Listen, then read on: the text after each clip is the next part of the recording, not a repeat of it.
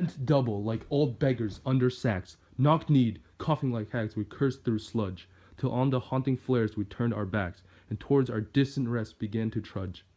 Men marched asleep, many had lost their boots, but limped on, bloodshod. All went lame, all blind, drunk with fatigue, deaf even to the hoots of gas shells dropping softly behind. Gas! Gas! Quick, boys! An ecstasy of fumbling, fitting the clumsy helmets just in time. But someone still was yelling out and stumbling, and floundering like a man in fire or line. Dim through the misty panes and thick green light, as under a green sea, I saw him drowning. In all my dreams before my helpless sight, he plunges at me, guttering, choking, drowning. If in some smothering dreams you too could pace behind the wagon that we flung him in, and watch the white eyes writhing in his hanging face like a devil sick of sin, if you could hear at every jolt the blood come gargling from the froth-corrupted lungs, obscene as cancer, bitter as the cud of vile, incurable sores on innocent tongues. My friend, you would not tell with such high zest to children ardent for some desperate glory, the old lie. Dulce et decorum est, pro patria mori. Dulce et Decorum Est is a poem by Wilfred Owen, who is a British poet and also served in World War I. Now, the speaker is Wilfred talking to the audience itself, offering a warning. And the occasion is post-World War I. He is, for most of the poem, retelling a war story in order to influence the way people see war. Now, the audience is anyone, old or young, who may still want to romanticize war as they did before World War I. This is shown by the last line, my friend, you would not tell with such high zest to children ardent for some desperate glory, the old lie. Dulcem et decorum est pro patria mori. Now this translates to, it is good and proper to die for one's country. And this shows that Wilfred has a very low respect for people, not low respect, but low opinion of people who still romanticize war after the way World War I changed everything.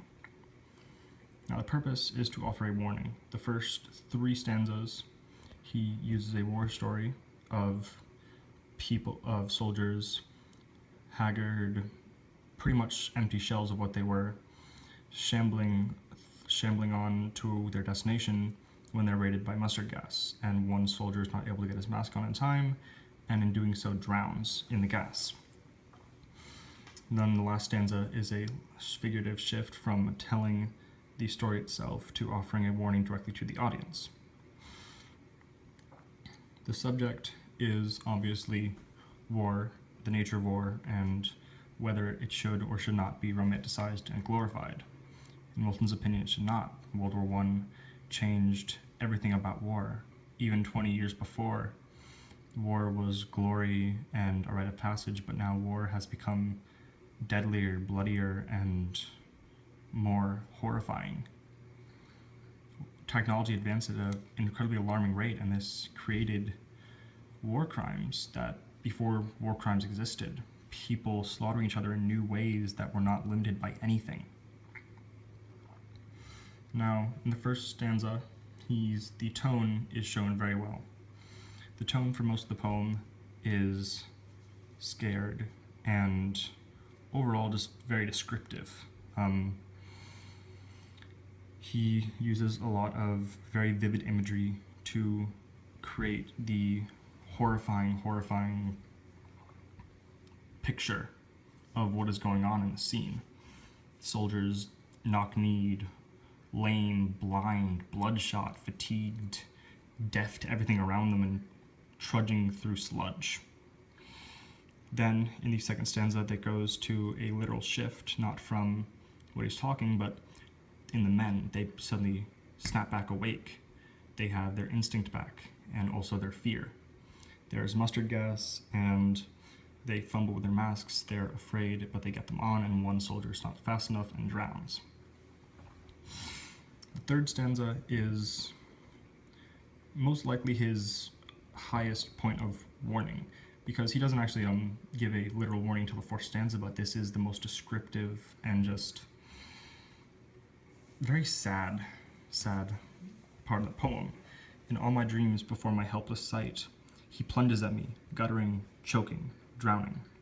Now this is talking of the nightmares and the PTSD he has from his time at war.